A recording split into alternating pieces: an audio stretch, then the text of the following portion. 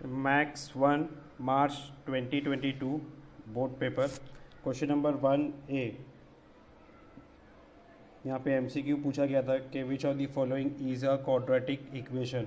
तो उसका correct answer है B, x into x plus five is equals to 2। Next question था AP find करना है आपको। First term is -2 and common difference is also -2। तो राइट आंसर इज सी, -2 -4 -6 -8। जैसा लिखा गया आपको इसी तरह से आपको डायरेक्ट आंसर लिखना होता है, क्वेश्चन लिखने की ज़रूरत नहीं है आपको बोर्ड के अंदर। नेक्स्ट क्वेश्चन dx और dy दिया गया है और d दिया गया था। आपको यहाँ पे पूछा गया था फाइंड करना है y, तो y is equals to dy upon d। तो 63 और 7 को डिवाइड करके तो इसका आंसर -9 आएगा, क्योंकि -63 दिया गया था। Last question, which of the following can not represent probability. तो प्रोबेबिलिटी जो है 0 और 1 के बीच में होता है, तो ये 1 से बड़ा है, तो इसलिए इसका आंसर 1.5 है। Next question, to draw the graph find the value of y। यहाँ पे 4x plus 5y equals to 19 में x की वैल्यू 1 दिया गया है, आपको y फाइंड करना है। तो सब्सटीट्यूट करेंगे, जहाँ पर x है वहाँ पे 1 डालेंगे और सॉल्व करने के बाद आपको y इक्वल्स टू 3 आ रहा है। तो ये 1 मार्क का क्वेश्चन था। नेक्स्ट क्वेश्चन पूछा गया कि determine whether 2 is the root of given equation और नॉट। तो m की जगह पे 2 पुट करना है आपको और चेक करना है लेफ्ट हैंड साइड और राइट हैंड साइड सेम होता है कि नहीं होता है। तो in place of m we are putting 2, तो 2 2 ज़ा 4, 8 माइनस 10 -2 आ रहा है यहाँ पे, तो सेम नहीं आ रहा है। तो LHS और RHS सेम नहीं है, तो 2 is not the root of given quadratic equation आपको लिख देना है। नेक्स्ट, फर्स्ट टर्म और कॉमन डिफरेंस दिया गया आप लोग को, a is 6, d is -3। Next 2 term, second और थर्ड टर्म फाइंड करना है यहाँ पर। तो T2 का फॉर्मूला है first term plus d, T1 plus d, तो 6 - 3 3, और T3 का फॉर्मूला है T2 प्लस d, तो 3 - 3 0। बहुत सिंपल से 1 मार्क्स के क्वेश्चन दिए गए यहाँ पे। तो T2 3 मिला और थर्ड टर्म आपका 0 है। Next question, if 2 coins are toss write the sample space. तो बस 2 कॉइन्स टॉस से आपको सैम्पल स्पेस लिखना है। यहाँ पे सिर्फ इतना ही एक्सपेक्टेड था, आपको नीचे का एक्स्ट्रा लिखा गया, उसको नहीं लिखेंगे तो भी चलेगा। सिर्फ S equals to HH HT TH TT इतना लिखना है आपको। तो इस तरह से आपका 8 मार्क्स कंप्लीट हो गया। नेक्स्ट क्वेश्चन नंबर 2A, यहाँ पे एनी 2 एक्टिविटी करना है आपको 3 में से। पहला एक्टिविटी में देखो दिया गया है डिटर्मिनेंट, जो क्रैमर्स रूल वाला पार्ट है वहाँ से आया है, तो उसको क्रॉस मल्टीप्लाई करना है। 2√3 को 3√3 से मल्टीप्लाई करेंगे, तो फर्स्ट बॉक्स में आपका 3√3 आएगा और सेकेंड बॉक्स पे 9 को 2 से मल्टीप्लाई करना है आपको, तो 9 2 ज़ा 18 आने वाला है। यहाँ पे सॉल्व करो, 2 3 ज़ा 6 और √3 इंटू √3 3, तो 6 इंटू 3, तो 6 3 ज़ा 18, तो 18 - 18 इज़ 0। तो ये 3 बॉक्स जो है आपके स्टार्टिंग है 3√3 2 और 18, ये आपको प्रॉपर्ली लिखना है। तो लास्ट तो बहुत सिंपल है। तो 4 बॉक्स है, half marks for each box. इस तरह से आपका कंप्लीट 2 मार्क्स यहाँ पे कंप्लीट होता है। बहुत सिंपल सी एक्टिविटी थी ये। सेकंड एक्टिविटी में AP से आया है कि गिवन AP में से आपको सबसे पहले आप लोग D निकालेंगे यहाँ पे। तो पहला जो दिया हुआ है फॉर्मूला दिया गया T of n equals to A plus n-1D। तो यहाँ पे आपको फॉर्मूला में n-1 पुट करना है पहले बॉक्स के अंदर। तो ये फर्स्ट बॉक्स है आपका। सेकंड बॉक्स के अंदर D की वैल्यू पुट करना है, तो D आप लोग देख सकते हैं यहाँ पे 13 - 7 करेंगे तो D आएगा, तो D आपका 6 है। नेक्स्ट उसके नीचे 19 - 6 18 होता है, तो 18 और 6 को मल्टीप्लाई करने पे 108 आ रहा है और 108 और 7 को प्लस करने पे 115। तो इस तरह से आपके 4 बॉक्स पे प्रॉपर आना चाहिए, n-1 6 108 और 115, then only you will get full 2 marks. तो ये दोनों एक्टिविटी बहुत सिंपल सी थी। थर्ड एक्टिविटी और भी सिंपल है, प्रोबेबिलिटी से पूछा गया है 1 डाइस रोल। तो सब में पहले सैम्पल स्पेस में 1 2 3 4 5 6 prime number on the upper face. तो प्राइम नंबर में कौन कौन से नंबर है 1 से 6 के बीच में, तो 2 3 5, तो ये आपको लिखना था यहाँ पर। नंबर ऑफ A 3 ये दिया गया है। फॉर्मूला पुट करने बोला गया number of A upon number of S, तो यहाँ पे नंबर ऑफ A आएगा। और लास्ट में डायरेक्ट आंसर पूछा गया, तो प्रोबेबिलिटी इज़ 3/6, तो 3 1 ज़ा 3 2 ज़ा, तो आपको डायरेक्ट 1/2 लिखना है, 3/6 यहाँ पर नहीं लिखना है, डायरेक्ट आंसर पूछा गया था यहाँ पे। ठीक है, तो अगेन 4 बॉक्स है, ये 1 2 6 लिखना, 2 3 5 नंबर ऑफ A लिखना है यहाँ पे आपको, और यहाँ पे 1/2। तो ये अगर आप लोग प्रॉपरली लिखते हो तो you will gate 2 marks here. Next question पे आगे, क्वेश्चन नंबर 2 का बी, 2 मार्क्स का क्वेश्चन है यहाँ पे। पहला question 3x plus 5y is equal to 26 और x plus 5y is equal to 22। ये क्वेश्चन में आपको dx और dy फाइंड करने बोला गया आपको। ओके, तो स्टार्ट करते हैं इसको। तो comparing with ax plus by is equal to c, आपको a1 b1 c1 a2 b2 c2 क्या क्या मिल रहा है वो लिख देना है यहाँ पर। उसके बाद में dx का फॉर्मूला देखो, यहाँ पे एक ट्रिक है, ये x पार्ट है, ये y पार्ट है और ये कांस्टेंट पार्ट है। तो जब आपको x निकालना है तो x वाले पार्ट को हाइड कर देंगे, इसको आपको हाइड कर देना है। ओके, तो क्या बच जाएगा, ये पार्ट और ये पार्ट बच गया। तो 26 22 लिख देंगे और 5 5 लिख देंगे। ठीक है, जो पार्ट निकालना है वो पार्ट को हाइड कर देंगे। तो 26 5 जा और 22 5 जा, इसका आंसर 20 आया है। नेक्स्ट dy पूछा गया है, तो dy निकालने के लिए ये वाले पार्ट को हाइड कर देंगे, 3 1 और 26 22 लिख के सॉल्व करेंगे। देखो यहाँ पे 3 1 26 22, तो 3 इंटू 22 और 26 इंटू 1, तो इसका आंसर 40 है। बस dx और dy पूछा गया था, तो आपको फाइनल आंसर में dx और dy लिख के इसको पेन से या पेंसिल से आपको हाईलाइट कर देना इस तरह से। Okay, next question, 5 red balls 8 blue balls and 3 green pens है यहाँ पर।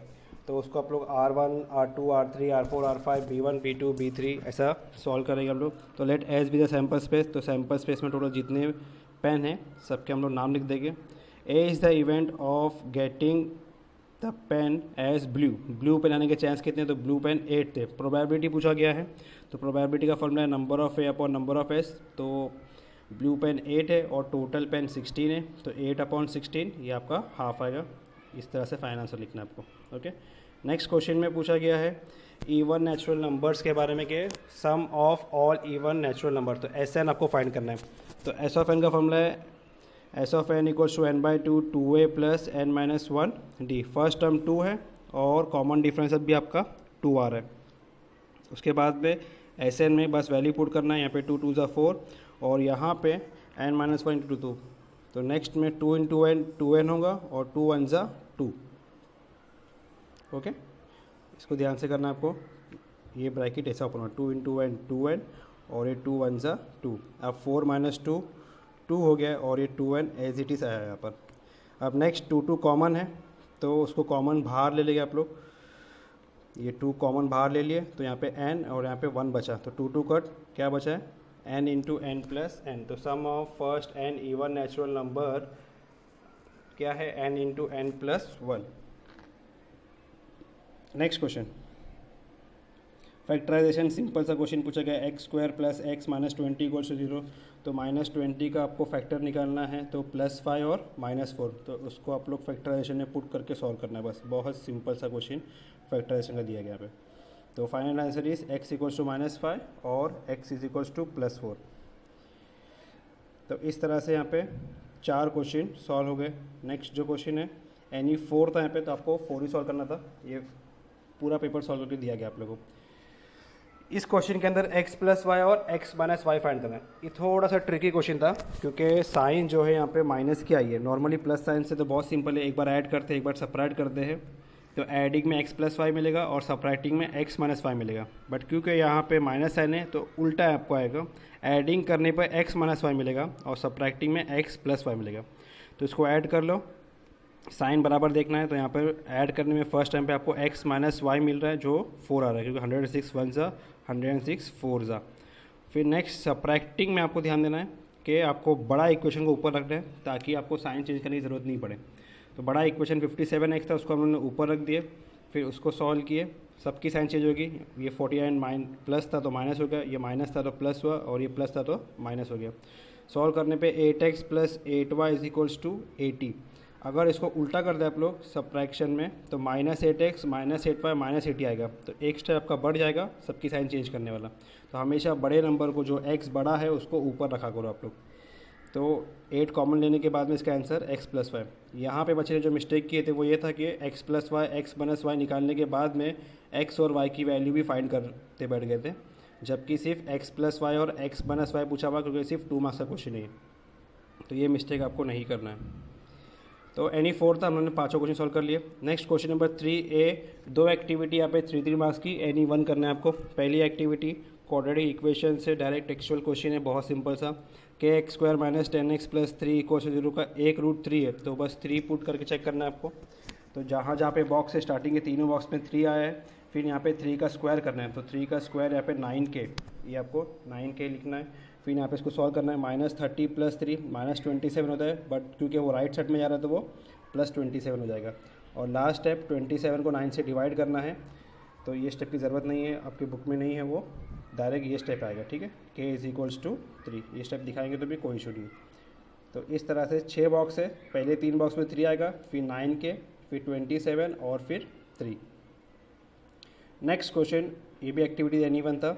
ऐसे है सैम्पल स्पेस, तो कार्ड्स के अंदर 52 होते हैं। Card drawn is an S card, S card आने के चांस कितने हैं? तो एस कार्ड 4 होते हैं, एक स्पेड में होता है एस कार्ड, एक क्लब में होता है, एक डायमंड में होता है और एक हार्ट्स में होता है। तो 4 एस कार्ड रहते टोटल, तो 4/52, इसको सॉल्व करने में 1/30 रहेगा।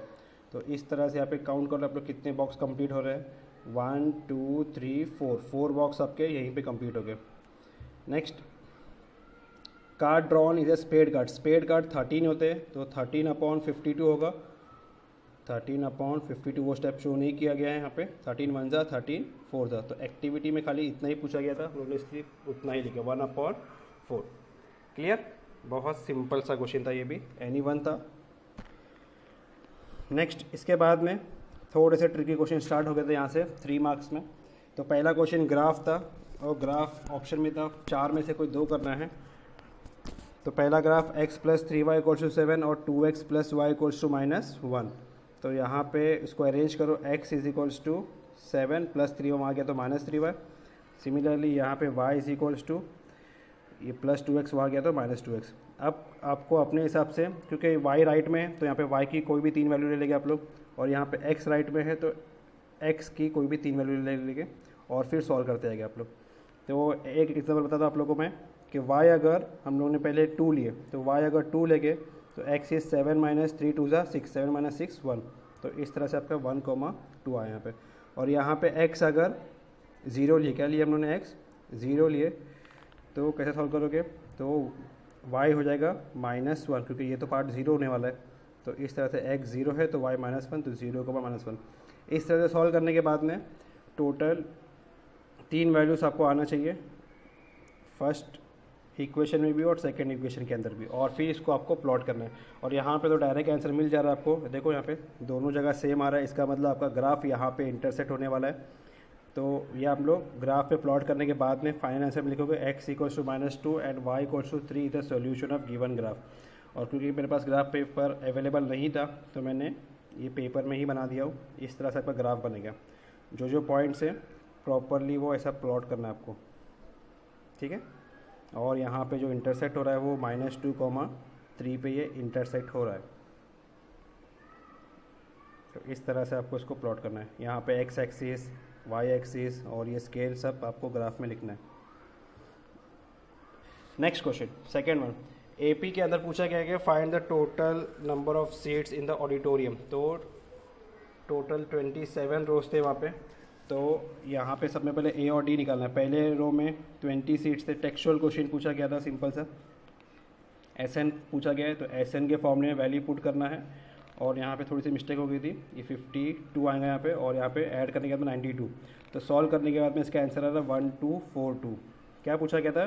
Total number of seats in the auditorium. तो आपको ये वैल्यूज़ यूज़ करना है। फर्स्ट A 20 है, कॉमन डिफरेंस 2 का है, और 27 रोज है टोटल। ऑडिटोरियम के अंदर टोटल कितना है? 27 रोज। ऐसा करेंगे तो आप लोग लास्ट रो कितना है? 27। तो टोटल 27 रोज के अंदर कितने सीट से पूछा गया है? तो answer is 1242। Next question, any two था यहाँ पे, हम लोग थर्ड क्वेश्चन पे। लेट मनीष, यहाँ पे पूछा गया था कि मनीष एज और सविता का एज का एडिशन 31 है, और 3 ईयर्स अगो एक रिलेशन दिया गया था, और फाइंड देयर प्रेजेंट एज। तो लेट मनीष एज भी x एंड सविता एज भी y, तो दोनों का एडिशन 31 है। कंडीशन दी गई थी कि 3 ईयर्स एगो मनीष एज जो है 4 टाइम्स कविता एज था। तो 3 ईयर्स एगो में दोनों में -3 करना है आपको। x - 3 = 4y - 3। ब्रैकेट ओपन करेंगे तो यहाँ पे ये 4 इंटू वाई 4y और 4 3 ज़ा 12। अरेंज करो इसको तो x प्लस 4y यहाँ पे गया तो -4y और ये -3 अगर राइट में गया तो वो बन जाएगा +3। और ये सॉल्व होने के बाद में आया x minus 4y equals to -9। ये आपका इक्वेशन है और ऊपर एक इक्वेशन था x प्लस वाई। तो x सेम है तो उसको सब्ट्रैक्ट करके सॉल्व हो जाएगा। सब्ट्रैक्टिंग में हम लोग x कट गया तो 5y इज इक्वल्स टू 40 आया तो y इज इक्वल्स टू 8 मिला। y की वैल्यू पुट करो इक्वेशन नंबर 1 के अंदर, आपको x मिल गया 23। तो मनीष की एज 23 है और सविता की एज 8 ईयर्स है। बहुत सिंपल सा क्वेश्चन था ये, 3 मार्क्स के क्वेश्चन थे। एनी 2 करना था आपको। और यहाँ पे ये 4th क्वेश्चन है, formula method. Okay, formula method, factorisation method भी पूछा गया है और फॉर्मूला मेथड भी बोर्ड में आया है। देखो इस बार comparing with ax² plus bx plus c equal to 0 we get a कितना है 1, a 1 है, b 10 है और c 2 है। इसको आप पहले b² माइनस 4ac निकालो तो यहाँ पे ये 92 आया। 92 का डायरेक्ट प्राइम फैक्टर नहीं निकलता है, परफेक्ट स्क्वायर नहीं है, तो उसको स्प्लिट करने में 23 4 आ रहा है। 4 जो है बाहर आएगा तो 2 बन जाएगा और 2 और 10 कॉमन ले लेंगे। बच्चे यहाँ पे ये मिस्टेक करते हैं कि ये 2 काट देते हैं या फिर ये 2 और ये 5 काट देते हैं। ऐसा नहीं करना, आपका सम रॉन्ग हो जाएगा। कॉमन लेना है यहाँ पे और यहाँ पे 2 कॉमन है तो 2 बाहर ले लिए तो ये 2 5 ज़ा 10 और 2 1 ज़ा 2 तो 5 और यहाँ पे 1 कुछ नहीं है तो 1। अब ये 2 और 2 आपका कट हो जाएगा तो आंसर इज़ -5 प्लस √23 या फिर -5 माइनस √23। अगर आप लोग ने यहाँ तक भी उसको लिख के सॉल्व छोड़ दियो तो भी कोई इशू नहीं है, ठीक है। आपका सिर्फ हाफ मार्क्स डिडक्ट होगा, बट अगर कैंसिलेशन आपने रॉन्ग कर दिया तो फिर आपका 1 मार्क्स वहाँ पे डिडक्ट हो सकता है। नेक्स्ट क्वेश्चन, तो एनी 2 था, हम लोग ने यहाँ पे चारों क्वेश्चन सॉल्व करके देख लिए। यहाँ पे 4 मार्क्स और 3 मार्क्स में थोड़े ट्रिकी क्वेश्चन थे बट ईजी क्वेश्चन थे इतने। और ये तो टेक्सचुअल क्वेश्चन ही है, फर्स्ट और सेकेंड, खाली थोड़ी सी वैल्यू चेंज कर देंगे।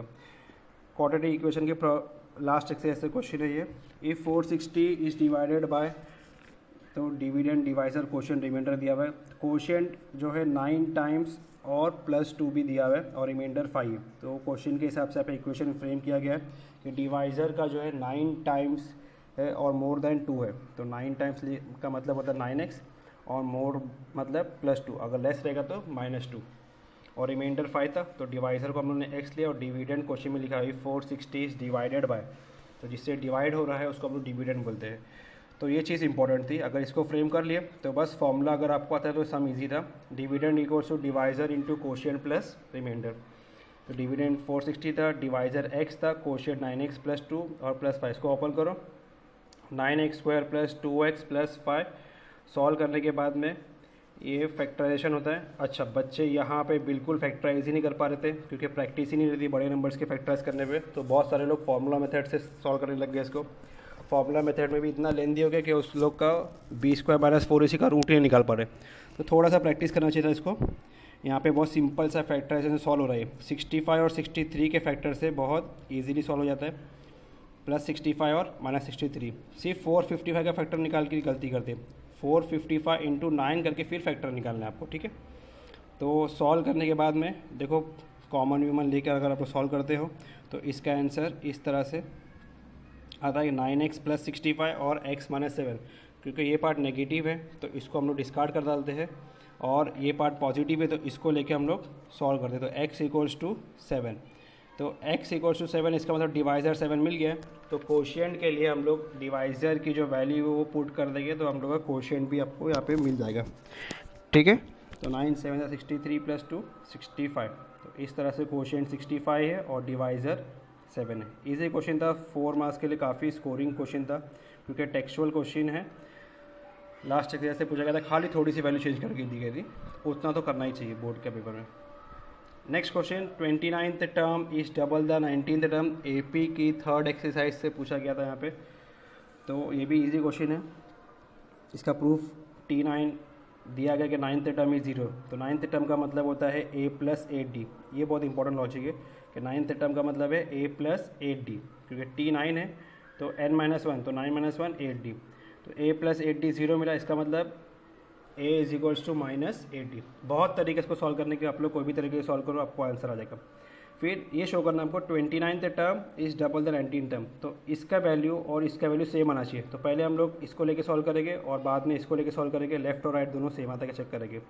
तो 29th टर्म जो है वो a + 28d होता है ना, n-1d के हिसाब से करें तो a + 28d, और a अपना -8d है, तो a की जगह पे हम लोगों ने -8d पुट कर दिए। 28 - 8 कितना हुआ 20d, बहुत सिंपल सा 20d आ गया यहाँ पे।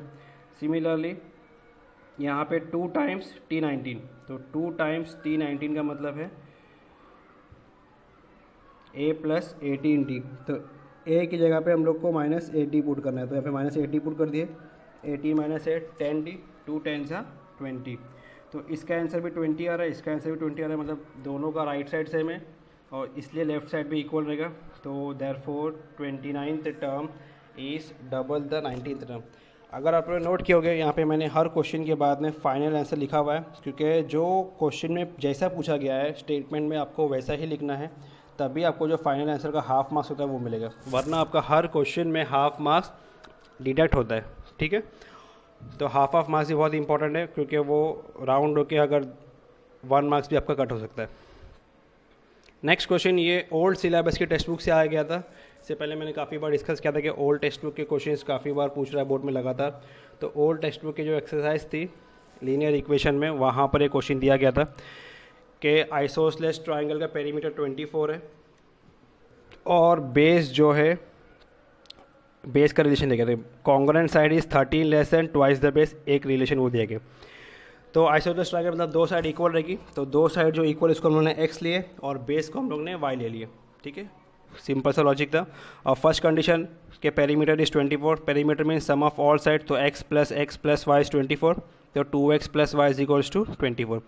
Next congruent side is 13 less than twice the base, तो कॉन्ग्रुएंट साइड जो था वो x है, कॉन्ग्रुएंट साइड क्या था x है, इस मतलब इक्वल्स टू 13 लेस मतलब -13, ट्वाइस बेस।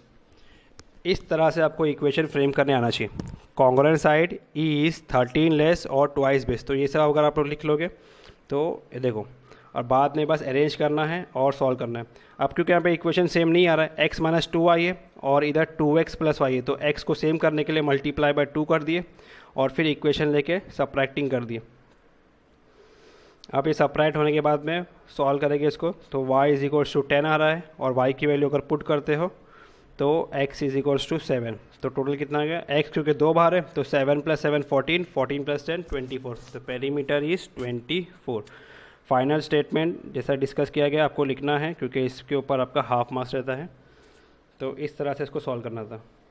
ओके, एनी 2 था और ये आपको तीनों क्वेश्चन सॉल्व करके दिखाया गया है। ये थर्ड क्वेश्चन आइसोसेलेस ट्रायंगल का था, ये AP से पूछा गया था और ये क्वाड्रेटिक का एक क्वेश्चन था। तो क्वाड्रेटिक, AP और लीनियर से अलग अलग क्वेश्चन पूछा गया।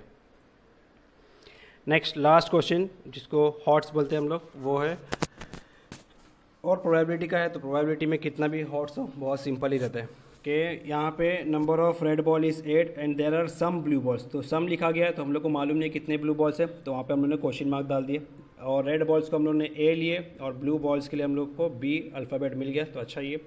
और रेशियो ऑफ प्रोबेबिलिटी दिया गया कि दोनों का प्रोबेबिलिटी का जो आंसर है वो 2/5 है, तो उसको हम लोग लिख के रख देंगे। अब प्रोबेबिलिटी का formula number of A upon number of S और B के लिए number of B upon number of S, ये दोनों के लिए फॉर्मूला है। ये रेड बॉल के लिए है और ये आपका नीचे वाला जो है ये ब्लू बॉल के लिए।